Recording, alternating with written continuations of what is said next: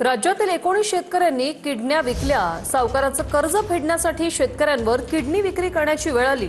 चंद्रपूर, सोलापूर आणि अहिल्यानगरमधील ही घटना आहे। गृह विभागाकडून विधानसभेत धक्कादायक माहिती देण्यात आली। सावकारांवर कारवाई कधी करणार, वडेट्टीवार यांनी हा सवाल उपस्थित केलाय।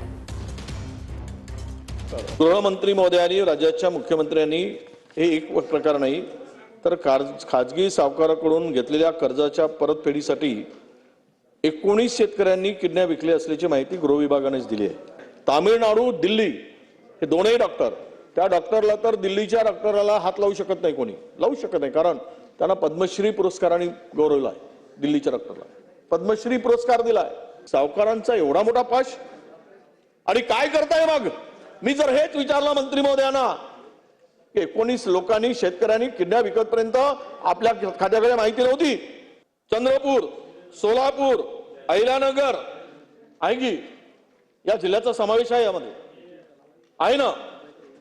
आणि म्हणून माझी मागणी अशी आहे, मला उत्तर अपेक्षित असं आहे मंत्री महोदयाकडून, SIT नेमून होणार नाही तर याच्या खोलवर जाण्यासाठी या मूळ सूत्रधाराबरोबर महाराष्ट्रातील हे किडनी विकण्यासाठी भाग पाडणारे जेवढे सावकार आहेत, या सावकारावर किती दिवसात कारवाई करणार आणि यांना सर्वांना एक कडक कारवाईसाठी जे काही सापडले त्यांच्यावर मोका लावणार का? मान्य विजय भाऊ, आपण सभागृहाचे ज्येष्ठ सदस्य आहेत।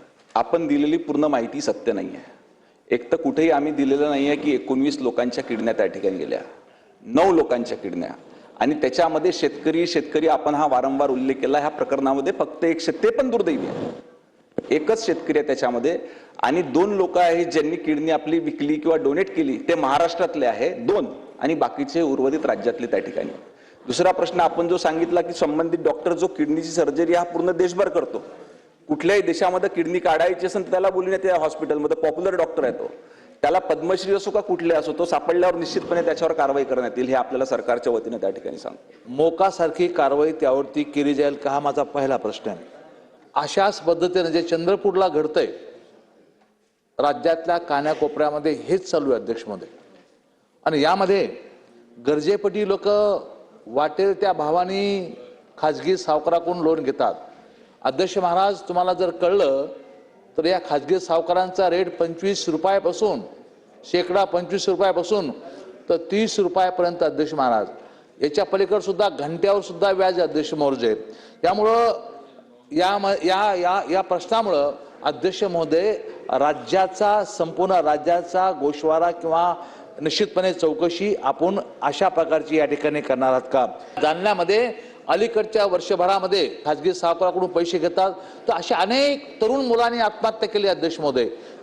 या संपूर्ण प्रकरणाची चौकशी राज्यातल्या मानवतेच्या दृष्टिकोनातून, परंतु या सर्व प्रकारची चौकशी या ठिकाणी माननीय मंत्री महोदय करतील का?